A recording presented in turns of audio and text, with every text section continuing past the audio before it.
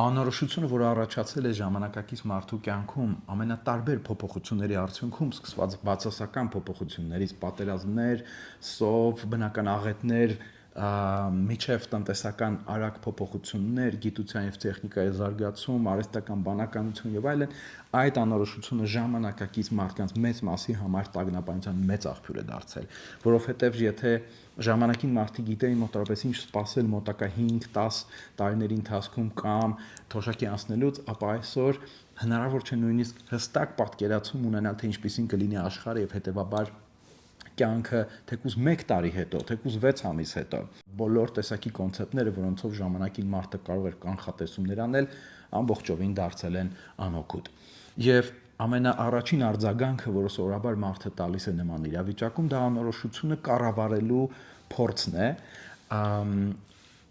ամենատարբեր միջոցներով։ Եվ իրականում այդ փորձը անորոշությունը կառավարելու մեզ մոտ ավելի շատ անհանգստություն եւ տագնապայություն է առաջացնում, քան տալիս է որևէ լուծում, որովհետեւ երբ որ մենք փորձում ենք կառավարել այն ինչ որ մեր ազդեցության դաշտից դուրս է, մենք անընդհատ ձախողվում ենք եւ այդ ձախողման արդյունքում մենք անընդհատ գտնվում ենք գերակտիվության եւ գերզգոնության վիճակում, գումարած դրան չստանալով անհրաժեշտ արդյունքը, մենք անընդհատ ավելի ու ավելի ենք ֆիքսվում եւ մեր ուշադրությունը սրում թեմայի վրա։ Արդյունքում մենք փորձելով կառավարել անկառավարելին ավելի շատ ենք մեզ գցում տագնապային վիճակի մեջ եւ ավելի շատ անհանգստանում ապագայի մասին, մոռանալով եւ չկենտրոնանալով ուշադրություն չդարձնելով մեր ներկային, այն ամենին ինչ որ ունենք այսօր եւ ինչը կարող ենք այսօր ապրել եւ ինչից որ կարող ենք ուրախություն ունենալ։ Ուշ ժամանակների, այսինքն հռոմեական ստոիցիզմի ներկայացուցիչները, ինչպես Մարկոս Ավրելիոսը կամ Էպիկտետոսն էին, ասում էին, որ փորձիր կառավարել այն, ինչը քո ազդեցության դաշտում է, եւ դադարի մտածել նրա մասին, ինչը քո ազդեցության դաշտից դուրս է։ Դա վերահսկողության դիխոտոմիան էր, եւ երկրորդը ստիրիր քո ճակատագիրը։ Բնականաբար ստոիցիզմի շրջանակներում ճակատագրի ընկալումը մի փոքր այլ էր հին Հռոմի ժամանակներում եւ այսօր մենք մի փոքր այլ ենք դրան վերաբերվում, բայց հիմնական գաղափարը նա էր, որը արտահայտվում է ամորֆատի կամ սիրիր քո ճակատագիրը արտահայտությամբ, նաեւ որ ընդունիր այն ամենը, ինչ որ քեզ հետ կատարվում է, առավել եւս եթե դու չես կարող դա որևէ ձևով փոխել կամ վերափոխել։ Կոգնիտիվ վարքաբանական թերապիայի շրջանակներում մենք անում ենք որոշակի ավելացում։ Okay, եթե դու կարող ես ինչ որ բան այստեղ փոխել, որը քեզ դուր չի գալիս, քո ազդեցության դաշտում է, խնդրեմ, համեցի, փորձիր դա փոխել, բայց եթե միանշանակ դա քո ազդեցության դաշտից դուրս է, ապա այստեղ լավագույն տարբերակը ամորֆատին, այսինքն սիրել այդ ճակատագիրը, այլ կերպ ասած, թերապևտիկ լեզվով ընդունիր իրականությունը, որը չես կարող փոխել։ Սա այն կոնցեպտն է, որը կարող է մեզ այսօրվա անորոշության